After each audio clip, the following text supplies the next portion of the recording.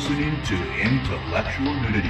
That's no Uncensored. Do it live! Fuck it! Do it live! Uninhibited. Suck my penis! Unleashed. Say hello to my little friend! The Jose Soto Show.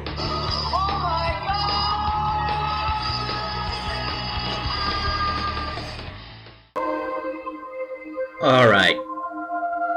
I wasn't planning on doing a broadcast today because, well, I'm going to do a few things on my YouTube channel, on the blog, and I have spring break coming up this weekend and next week. So just to let you all know, I won't be doing any broadcast until January 25th, but you can catch me on my blog, on Twitter, etc., etc. Well, today I'm on the show because the Vatican has appointed the new Holy Pope. Well, let me just say, there is nothing holy about the Vatican or Rome or any of that. The only reason why it's holy is because the whole thing is full of holes. And you know, you have the pedophilia, you have the homophobia, you have the corruption, the antagonizing rhetoric, and the probing of women's uteruses, and this fetish on fetuses, and it's just so weird. And you know, we could have had a church that was more, I don't know, compassionate, a little bit more in tune with the real human experience, instead of being dogmatic, out of touch, old, wrinkly, smelly, stinky, and abusive as well, nonetheless. Well, his name is Pope Francis, Cardinal, I don't know, I forgot his name, but I just got it right now. So he's from Argentina, and he opposed gay marriage there. He called it, I don't know what he called it, but he said really nasty things about it. But I don't know. I'll just keep an open mind. At least it wasn't that African cardinal that supported, you know, the Uganda anti-gay bill, the kill the gays bill. Yeah, at least, you know, count your blessings that we don't have a pope that likes to buddy up with these fascists, governments, and theocrats in Africa. Let me just say that. So, in a way, I think it's not really a bad choice, but it's not really the best choice, obviously. I mean, people were wanting to have a pro-gay cardinal be elected as pope, or a gay cardinal. I don't know if this guy's gay, but that's not really the point, you know? That's not really the case. It's what you do. And the church, instead of being focused on women's uteruses and then gay men's anuses, why don't they just go out there and help people? Why don't they do the right thing for humanity instead of being this antagonistic, monolithic, esoteric organization that is abusing kids and hiding the pedophilia? I mean, that's the worst thing. It's hiding the pedophiles and protecting them. It's bad enough you have pedophiles in your organization. Worse is now that you are, you know, hiding them from the law. You know, that's pretty bad. But just in case you didn't know, though, I was going to talk about this some other time on the blog, but it seems to me that, and you all know this, the Catholic Church is hypocritical and they lie through their teeth. A lot of the cardinals are gay, we know that. Or secretly gay, homosexual. You know, they're just, well, they don't consider themselves to be gay, but they say that they are heterosexual men who are attracted to members of their own sex. You know, it's just a sin of sexual attraction. But it appears that the Catholic Church has invested a chunk of money through the Vatican Bank to invest in properties around Rome. And if you go to Rome, and I've been there, if you go to Rome, you see all these old buildings and antiquities. that are basically run by the Catholic Church, owned by the Catholic Church. A lot of the things in Rome are owned by the Vatican, especially the politics of Italy. But it appears that this gay sauna, the biggest gay sauna in Europe, is owned by the Catholic Church, by the Vatican, part of their investment portfolio. Gee, isn't that a dandy? I wonder if that's where they had the conclave. And instead of white smoke, it's steam. I bet you that's what happened. The people that were there at St. Peter's Square, what they saw wasn't white smoke. It was steam. They were all in the sauna, relaxing, having a good time, selecting the next pope of the Catholic Church. And a few of their buddies were in there with a few boys here and there. But hey, it's a sauna, relax. We'll vote soon enough. We'll draw straws and see who gets to be the next dupe of being the Pope. Right? This is a nice sauna. Oh, God bless the sauna.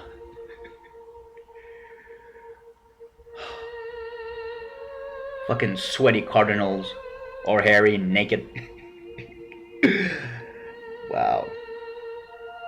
I don't want to go there, to that sauna. I'll be molested. I'll be raped by British cardinals. Anyway, so there you have it. We have a new Pope, Pope Francis I. And he's from Argentina. A lot of Latin Americans are celebrating this. Like, why? He's not 100% Latin American or Latino, if that's what you want to say. He speaks Spanish, yeah, but so what? He's Argentinian nationality, but he's ethnically Italian. I had a manager or a boss of mine who was actually like that. He was Argentinian and Italian, but he wasn't Latino. He was white, and this guy is white, as white can be. So all of the Latin Americans or Latinos, as they call themselves, celebrating this. I mean, like, you're just pathetic. It's basically a white church. I mean, that's what it is. It's a European institution. Nothing wrong with that. But I'm just trying to tell people what it is. It's not organic to the Latino culture, to our ancestry, to our roots. That's all I'm saying. If you want to worship this, fine, do it. But what I don't like is the hypocrisy, the secrecy, the abuse, the homophobia, the attacking of women's sexuality, and all these things that are just fucking depraved. And that's why, there are people, because I saw this on BBC, there were people complaining like, oh, well, in Brazil and Argentina and South America, you have a lot of Catholics going to these evangelical churches. And then they asked these people, well, why? Is the Catholic Church in South America becoming too liberal? And I said, no, because it's becoming too irrelevant. It's focusing on gay marriage and on abortion instead of focusing on the people. So all these people go to these evangelical smaller churches who are more, more community-based, more about helping the poor. And people like that kind of shit, especially in South America.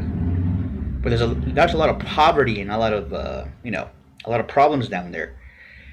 So people need refuge, and they don't find that with the Catholic Church. I mean, that's the bottom line. It doesn't matter if you have an Argentinian Pope. Do you have an actual church that cares about people or not? That's what really is the bottom line here. And we don't have a Catholic Church that cares about people. It cares about power, maintaining that power, that prestige, ritual, ceremony, dogma. That's all it is. If you want to know who the Catholic Church is, look at Rick Santorum, Frothy Santorum. Look at that guy. He is the symbol of the Vatican oligarch. he's up there saying, we shouldn't help the poor. We shouldn't give people who are victims of this depression their social security or their unemployment checks. We should cut their food stamps so they can starve to death. And all. I mean, it just the political structure of the Vatican has become reactionary, right wing, and that's what it is. Meanwhile, the people, especially Latinos, are not like that. They want to help the poor. They're more compassionate and more liberal minded, especially regarding gay issues and then abortion.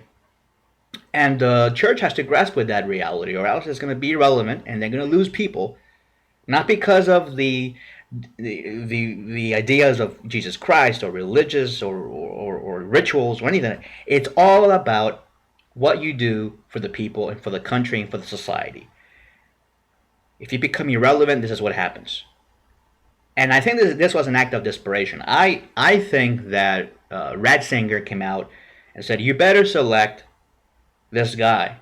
Because everybody was shocked. Everybody was like, whoa, a 76 years old man is elected as a pope. I mean, I don't know.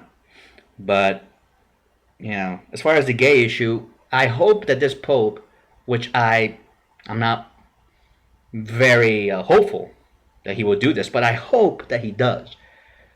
Lay off the gay stuff, man. I mean, it's becoming apparent that the Catholic Church is nothing but a pariah on this issue. They take advantage of it so they can scare people, and not only that, but to maintain some sort of pseudo relevance in this area. And it's all about worshiping the vagina and the penis, worshiping reproduction and all that. It goes back to ancient religious sects in the Middle East, in Samaria, Mesopotamia. I mean, that's where we get all these weird natural law, Thomas Aquinas theories about sexuality. It all comes from Mesopotamia. It's not Catholic by any means. So stop with this crap about attacking gay people so that way you can worship your reproduction rituals and your sectarian theories and views of humanity. Stop with that shit. And let's be real for a second. And I hope that this Pope, I don't know if he will, but I mean, once you're the Pope, you can do a lot of changes. If this guy was smart, he would be like, you know what, let's stop with the anti-gay bashing. Let's stop with all this shit. Let's focus on the real things that affect the Catholic people and the people of around the world, which is the economic strife that we are suffering. But that's not going to happen. I don't know. I mean, it might. I don't know. I mean, Pope might come out and say that, let's stop with the whole let's go after the gays thing. Let's focus on what the people of the church really want. And that is a more evangelical, more, I would say, more communal church that cares about the people. Not about dogma or political issues or social issues. And it's fine that, there are churches out there who care about gay people and want their rights protected. That's fine. I mean, that's not a problem. The problem is when you are so aggressive with this issue. When you call gay people the KKK and we're Nazis and all this, like that stupid cardinal from Chicago, I mean, what the hell is the matter with you? Fucking grow up. Well, that's what it is. Anyway, I'll see you all, or you'll hear from me January 25th. I'll be back on that day on the Jose Soto Show. And I want to wish you all a happy Easter, I guess. No, not yet. That's not Easter, right? Just a happy spring break. All right, we're going to take a little break for the spring equinox, and we'll be right back January 25th. I'll see you then. This is the Jose Soto Show, signing out.